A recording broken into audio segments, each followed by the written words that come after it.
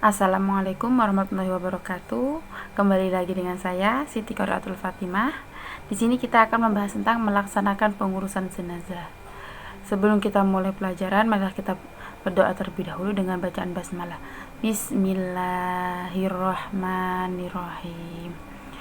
Baik, kita akan melanjutkan tentang melaksanakan pengurusan jenazah. Apa itu jenazah? Ada yang tahu? Jenazah adalah orang yang sudah meninggal. Tujuan pembelajaran di sini yaitu peserta didik dapat menjelaskan kewajiban umat Islam terhadap jenazah. Yang selanjutnya, peserta didik dapat menjelaskan pelaksanaan pengurusan jenazah.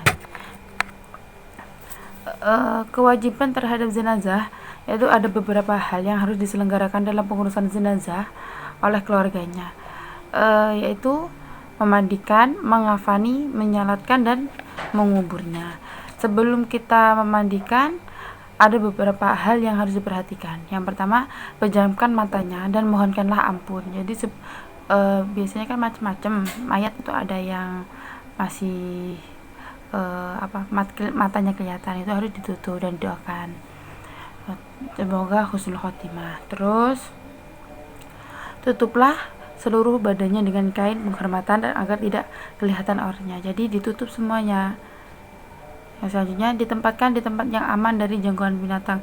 Jadi mayatnya itu harus dijaga dan dijauhkan dari binatang yang seperti kayak kucing, takutnya kan dilangkai kucing seperti itu. Terus bagi keluarga dan sahabat-sahabat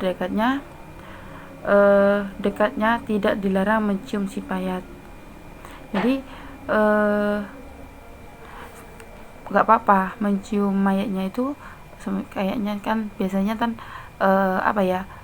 kayak masih nggak nyangka kayak kok sudah nggak ada gitu kan, biasanya masih. Jadi itu kita dekat itu nggak apa-apa. Terus perawatan jenazah, yang pertama itu memandikan jenazah. Syarat yang wajib memandikan jenazah, yang pertama jenazah itu harus orang Islam. Yang kedua, didapati tubuhnya walaupun sedikit. Maksudnya adalah harus tahu itu jenazahnya gitu loh, maksudnya kulitnya gitu, meskipun sedikit gitu kan, nggak boleh sampai tertutup tuh, nggak boleh gitu. Terus yang berhak memandikan jenazah itu siapa?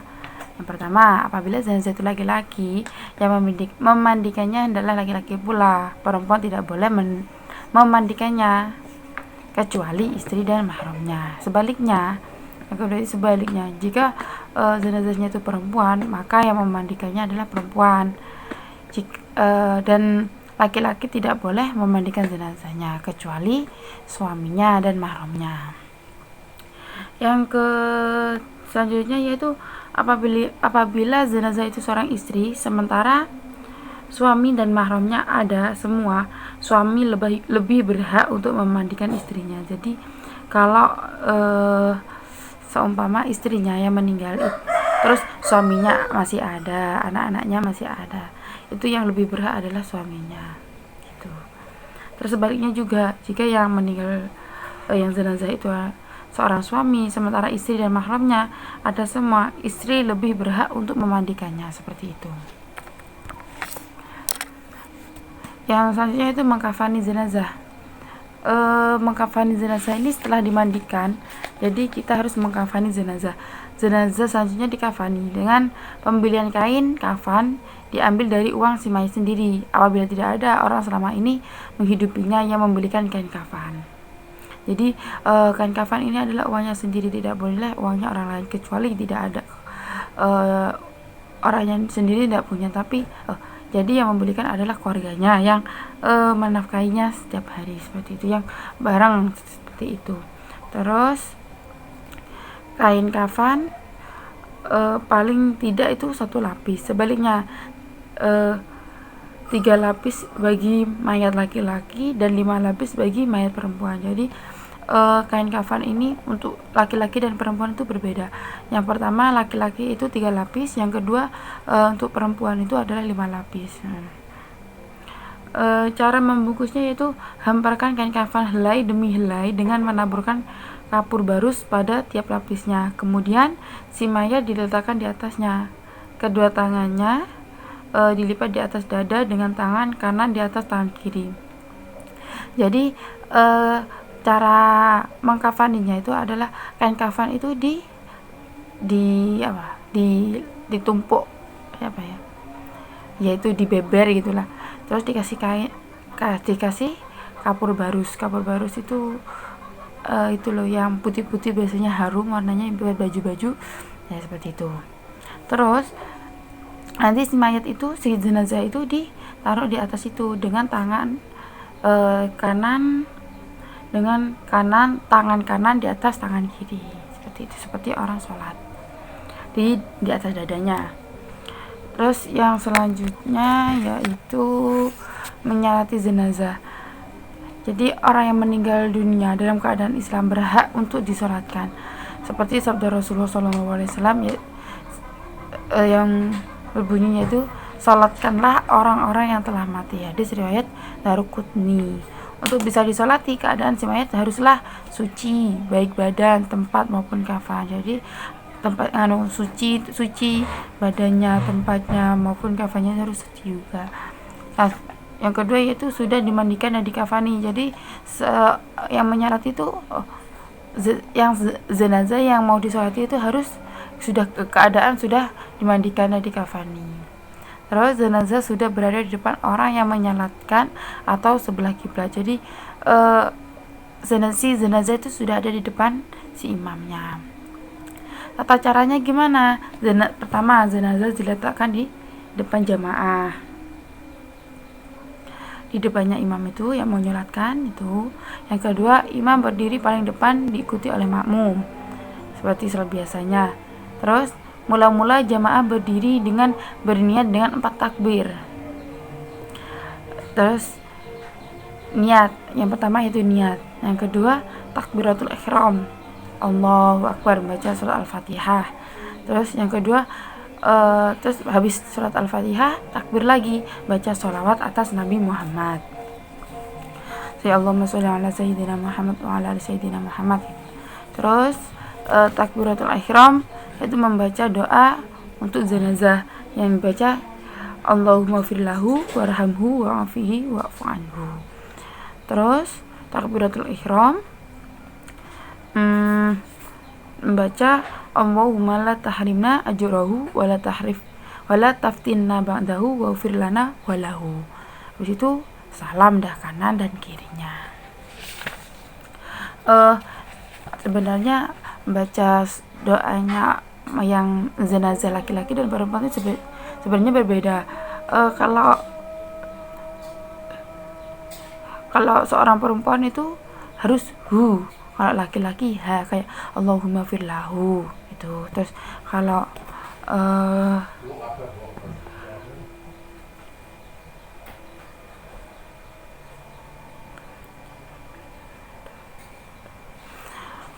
perempuan itu ha, Allahumma firlaha. Kalau laki-laki itu Allahumma firlahu. Itu belakangnya diganti ya. Yang selanjutnya itu mengubur jenazah. Yang pertama, Rasulullah SAW menganjurkan agar jenazah segera dikuburkan.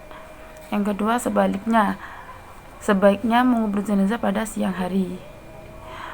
Jika pada malam hari diperbolehkan apabila dalam keadaan terpaksa atau darurat.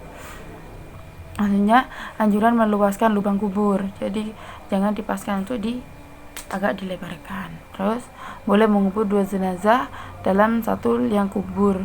Hal ini dilakukan sewaktu usai perang Uhud. Jadi mengubur 3 jenazah dalam satu liang Uhud itu paling banyak, minimalnya kan 1 itu paling diisi 3 itu tidak apa-apa. Seperti dalam waktu selesai perang Uhud itu banyak gitu kan. Terus bacaan letakkan mayat dalam kubur itu ada bacaannya sendiri, yaitu Bismillahi wa ala millati Rasulillah. Yang selanjutnya itu sebelum dikubur, ahli waris atau keluarga hendaklah bersedia menjamin atau menyisakan atas hutang-hutang si mayat jika ada, baik dari harta yang ditinggalkannya atau dari sumbangan keluarganya. Jadi sebelum kubur itu harus ahli warisnya harus bertanggung jawab apa yang si jenazah itu perbuat masa itu. gitu itu kayak hutang-hutangnya itu. Terus takziah atau melayat adalah dengan maksud atau memberi semangat dan untuk mengunjungi orang yang sedang tertimpa musibah atau kematian. Adabnya atau etika yang orang yang bertakziah yaitu yang pertama, menyampaikan doa untuk kebaikan dan ampunan terhadap orang yang meninggal serta disabarkan bagi orang-orang yang ditinggalkan. Terus hindarilah pembicaraan yang menambah sedih keluarga yang tertimpa musibah. Jadi kalau sudah takziah itu tidak boleh dengan perkataan yang sekiranya sebagai tuan rumahnya itu tambah sedih gitu loh. Jadi dengan perkataan yang baik-baik saja didoakan gitu. Terus hindarilah canda tawa apalagi sampai berbahak-bahak. Jadi kalau kita takziah tidak boleh tertawa dengan berbahak-bahak, itu tidak boleh. Jadi kita saling menghormati, kita ikut sedih gitu. Terus usahakan turut menyalati mayat dan turut mengantarkan ke pemakaman sampai selesai penguburannya. Jadi kalau kita takziah diusahakan itu ikut sholat, itu ikut menyolati si jenazah itu. Terus kita mengantarkan ke makamnya. Terus membuatkan makanan bagi keluarga yang ditimpa musibah. Nah, ziarah kubur. Ziarah artinya berkunjung dan kubur adalah kuburan. Jadi ziarah kubur yaitu berkunjung ke kuburan dengan niat mendoakan orang yang sedang meninggal dan mengingat kematian. Jadi ziarah kubur itu adalah untuk mendoakan orang yang sedang meninggal dan mengingat kematiannya agar kita itu ingat nanti suatu saat kita pasti akan seperti ini gitu. Hikmah ziarah kubur itu yang pertama mengingat kematian. Yang kedua dapat bersikap zuhud atau menjauhkan diri dari sifat keduniawian. Yang ketiga yaitu selalu ingin berbuat baik sebagai bekal kelak di alam kubur dari hari akhir. Yang selanjutnya mendoakan si mayat agar Allah Subhanahu wa taala mengampuni segala dosa-dosanya, menerima amal baiknya dan mendapat ridhonya. Terus adab atau etika berziarah kubur itu ada tersendiri ya.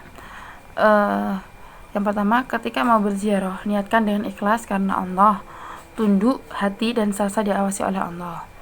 Yang kedua, sesampai pintu kuburan ucapkan salam. Jadi pas kita masuk mau ke makamnya itu harus baca salam, assalamualaikum. Itu biasanya ada doanya, assalamualaikum ya hadirin muslimin wal muslimat gitu, seperti itu. Terus hanya itu. Terus yang selanjutnya yaitu tidak banyak bicara mengenai urusan dunia di atas kuburan. Terus berdoa untuk ampunan dan kesejahteraan si mayat di dalam barzah dan akhir kelak. Dan selanjutnya yaitu diusahakan tidak berjalan melangkahi kuburan atau menduduki nisan tanda kuburan. Jadi kalau kita berziarah itu diusahakan jangan melangkahi kuburannya, itu kuburan orang lain itu dilangkahi tidak boleh. Diusahakan gitu, bukan tidak boleh, diusahakan jangan melangkah gitu. Terus dan jangan duduk di batu nisannya. Kebanyakan kan ada yang duduk itu, jangan sampailah, kita hindarilah itu ya. Alhamdulillah kita sudah selesai pembelajaran hari ini, semoga bermanfaat. Sebelum kita menutup pelajaran, mari kita baca hamdalah terlebih dahulu. Alhamdulillahirabbil alamin. Kurang lebihnya mohon maaf. Wassalamualaikum warahmatullahi wabarakatuh.